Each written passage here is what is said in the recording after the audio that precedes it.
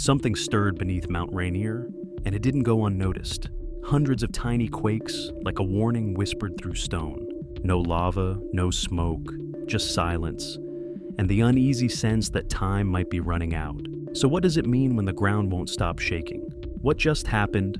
In July 2025, Mount Rainier experienced a swarm of over 350 small earthquakes, the largest monthly total ever recorded at the Volcano.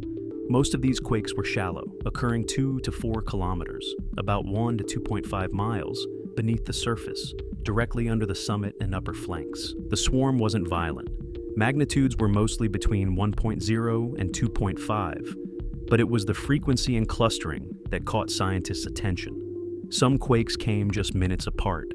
This pattern suggests that something beneath the mountain may be shifting, such as pressurized fluids or gases moving through underground cracks. While Rainier has had earthquake swarms before, including notable ones in 2009, 2016, and 2021, this one is more intense, more concentrated, and longer lasting. Scientists aren't saying an eruption is imminent, but this level of activity could indicate changes in the hydrothermal or magmatic systems, both of which are warning signs for potential hazards. Combined with the volcano's icy slopes and lahar history, it's a reminder that Rainier doesn't have to erupt to cause disaster. Rainier, the real threat. Mount Rainier tops the threat list, not because it erupts often, it tops it because of what happens if it does. The U.S. Geological Survey ranks Rainier among the most dangerous volcanoes in America, not for frequency, but for impact potential. Over 3 million people live in the Seattle-Tacoma metro area, with tens of thousands in the river valleys that flow from Rainier's flanks, the exact areas most at risk. The real danger isn't lava, it's lahars. Lahars, fast-moving volcanic mud flows triggered by heat or collapse. Rainier is capped with over 25 major glaciers, more ice than any other U.S. volcano. If even a small eruption or flank failure occurred, it could melt that ice rapidly, sending torrents of rock, water, and debris rushing downhill at freeway speeds. And Rainier's steep, unstable slopes make those collapses more likely. Even without an eruption, entire communities in the Puyallup and Carbon River valleys sit on top of ancient lahar deposits. These flows have happened before, and they'll happen again. The only question is when. When fire meets ice. Here's how lahars happen. When magma rises, or even when part of the slope collapses, that heat rapidly melts the ice, unleashing torrents of mud and debris.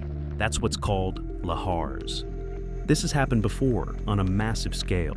About 500 years ago, the electron mudflow thundered down Rainier's western flank, burying parts of the Puyallup Valley under 30 feet of debris. Around 5,600 years ago, the Osceola lahar surged over 100 square miles, reaching as far as modern-day Auburn and Kent. Scientists estimate it moved at speeds up to 40 miles per hour, carrying boulders the size of cars.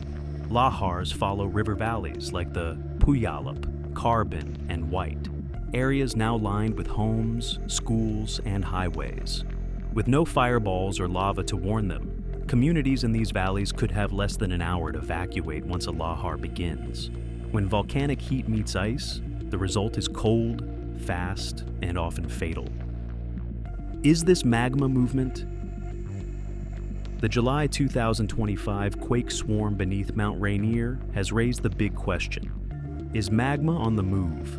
According to USGS volcanologists, most of the quakes occurred 2 to 4 kilometers beneath the surface, shallower than usual, but not definitive proof of magma intrusion. So far, the pattern appears tectonic, likely due to minor stress shifts in the crust. Rather than molten rock rising, magma intrusion swarms tend to produce harmonic tremor, a rhythmic seismic signal, along with ground deformation, gas emissions, or heat anomalies. None of those signs have been detected at Rainier. In contrast, tectonic swarms are shorter, sharper, and lack those secondary indicators. Still, scientists are watching closely. A USGS statement released July 27th noted, "While current activity does not indicate an imminent eruption, the unusual intensity and location of these quakes make continued monitoring essential." In short, this isn't magma yet, but the deeper the swarm, the more attention it gets, especially when it hits a volcano with Rainier's deadly history. One shift in seismic pattern could change the outlook fast. How we're watching it. Mount Rainier is under constant watch, both from the ground and from space. More than 20 seismometers, GPS stations, and tilt meters surround the mountain, feeding real-time data to the USGS and the Pacific Northwest Seismic Network. These instruments detect even the tiniest shifts in the Earth's crust, helping scientists spot early signs of magma movement or glacial destabilization.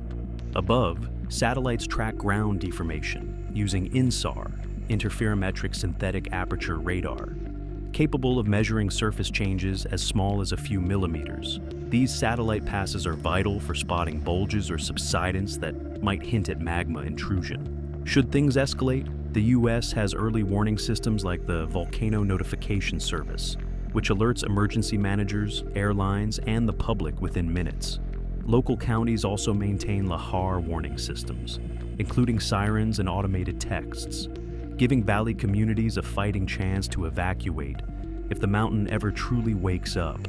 What if it blows? If Mount Rainier erupts, residents in towns like Ording might have as little as 40 minutes to evacuate. That's why sirens are installed, but time is tight. FEMA hazard maps show that lahars could engulf communities along the Puyallup River Valley, including parts of Puyallup, Sumner, and Tacoma's port area. Over 150,000 people live in these lahar zones. The damage wouldn't stop at homes. Key infrastructure is directly in harm's way. Bridges, Interstate 5, portions of the railway network, and even Seattle's water supply, which relies on rivers fed by Mount Rainier's glaciers. In short, an eruption could sever transport, cripple utilities, and overwhelm emergency services, even if the blast itself is small. Has the clock started? While most quake swarms at Rainier fade without consequence, the July 2025 activity is different. The number of quakes could suggest a new phase of unrest, one that may signal magma slowly intruding beneath the volcano. USGS scientists stress that this isn't a sign of imminent eruption.